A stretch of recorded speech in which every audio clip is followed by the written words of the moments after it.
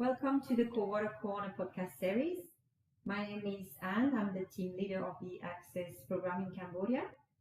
Today, in the context of the 16 days of Activism Against Gender-Based Violence campaign, I am delighted to introduce Makara, the gender-based violence lead in Access program, to draw attention to the collective actions led by champions across Cambodia. Makara, tell us about your journey in tackling GBV and what you currently do on the Access program. Saying Anne, my inspiration comes from early age as a child, when I always took the position to protect my peer friends from violence. I also, as a university student, I started doing community work as a student volunteer. I witnessed the suffering of the women, and this inspired me to bring smile back to their face.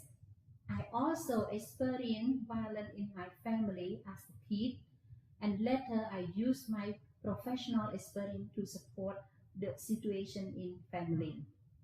In more than 20 years working in these areas, I'm very proud to have contributed to develop of the legal framework standards through the technical support to all partners. My current role in Access, I enjoy the coordination across all the stakeholders to bring about a strong partnership spirit between government and non-government stakeholders. Makara, why is progress on gender-based violence so urgent and important for Cambodia? Because gender-based violence is a violation of women's human rights. Because the prevalence is still too high. In Cambodia, 1 in 5 women from 15 to 49 years old have experienced GBV in their lifetime, including physical violence.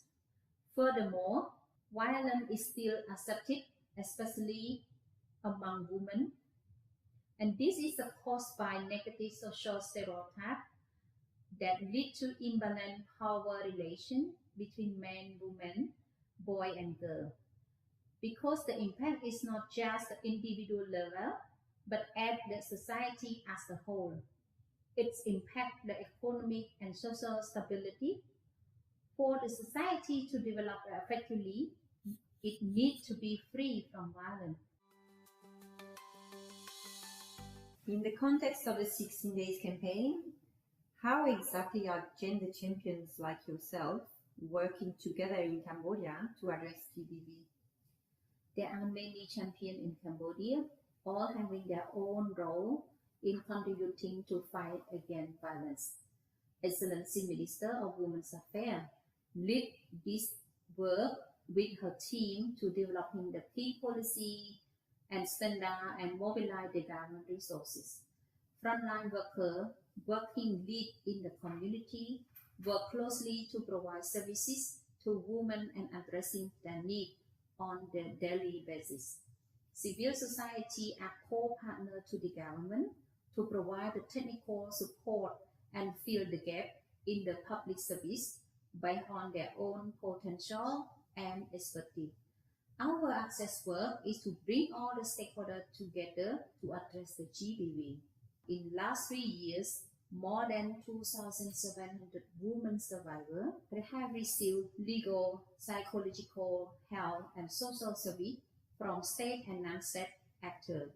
Among them, 15% are children and 3% are women with disability. This has impact to increase women's trust to seek more and more services from their nearest service provider in their community. We also working together during 16-day campaign to voice that violence is unacceptable. We all stand on the side of the survivors. It helps breaking the silence and encourage them to reach out to services so they do not feel alone. Finally, Makara, what is one thing that Cambodia could do to make important steps in eliminating gender-based violence? And one good practice other programs can glean from Access? One more step is how to engage the nearest service provider at the community to apply legal framework and standard that has been adapted into their daily work with relevant resource and support.